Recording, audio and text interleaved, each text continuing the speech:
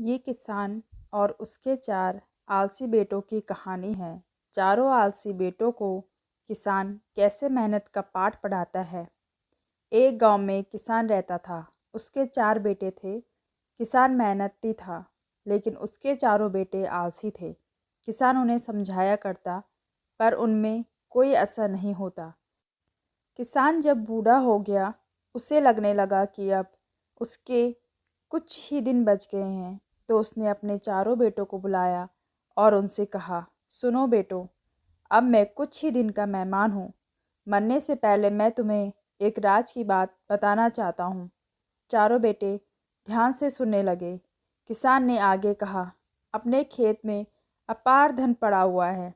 मेरे मरने के बाद तुम खेत को गहराई तक खोदना, तुम्हें धन मिल जाएगा।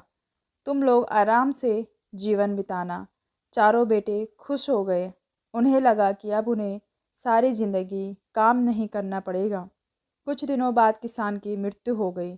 उसका अंतिम संस्कार करने के बाद चारों बेटे खेत में जाकर खुदाई करने लगे।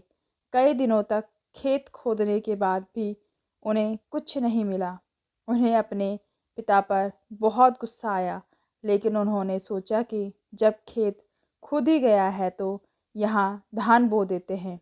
उन्होंने खेत में धान बो दिया। कुछ माह बाद खेत धान से लहला उठा। धान बेचकर उन्होंने अच्छा खासा धन कमा लिया।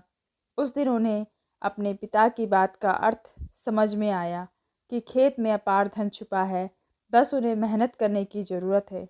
उन्होंने उस दिन से जी तोड़ मेहनत करने का संकल्प ले लिया।